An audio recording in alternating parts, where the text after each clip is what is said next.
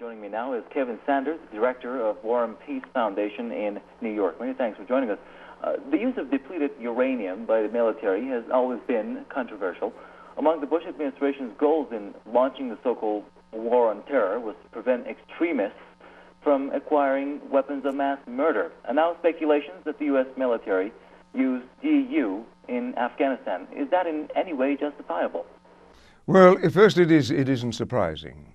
It is not surprising that they have done it. They have done it before. The military of the United States, since 1960, has been using depleted uranium in munitions, and the knowledge of some of the effects of it has been known all along. So this is not new.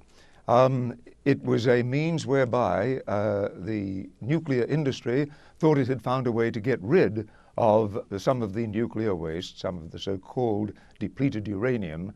By the way, that really is a misnomer, as you were reporting. Depleted uranium is uranium which has been intensified, not diluted. But so be that. It's obviously part of the Orwellian language that you hear around this.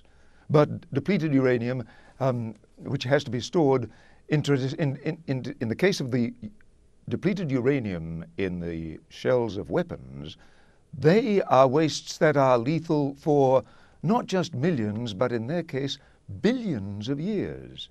And so in order to get rid of them, they found a, quote, use for them. And the nuclear industry, working with the Pentagon, funneled some of this material into the shells of weapons for various technical reasons. Yes, there are certain advantages, but absolutely no excuse for it to be used in knowledge of what, in fact, it is doing. Nevertheless, it was used. We see the results. And no matter what the case that Afghanistan is now bringing finally results in, the very fact that it is being raised is essentially important and will make some small long-term difference in getting these things finally banned and then, long job, cleaned up.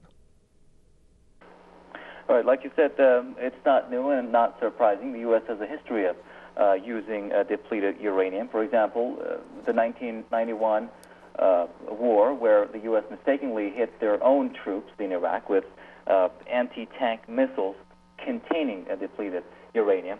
Another example is the 1999 bombing of Yugoslavia. Now, what's the U.S. policy on such weapons?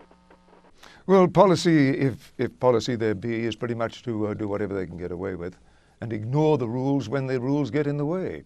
There have been repeated efforts in the United Nations to have all depleted uranium weapons banned completely.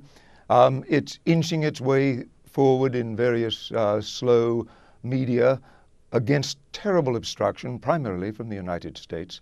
Eventually, such a resolution will pass, and eventually it will be undertaken, but it is obviously not going to happen under the present administration, which has been utterly cavalier, irresponsible, criminally irresponsible in its use of depleted uranium weapons, even after the impact was not merely in doubt, but the terrible damage, the mutagenic and carcinogenic impacts were well known and confirmed.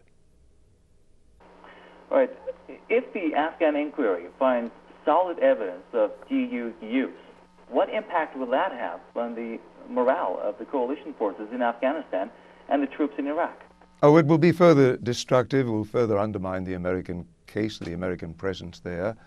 The long-term result of it all, I think, will probably be something like the procedure now slowly, belatedly, inadequately underway in Vietnam, with dealing with the charges, with the demands for payment and retribution for the use of Agent Orange and the terrible impact that had.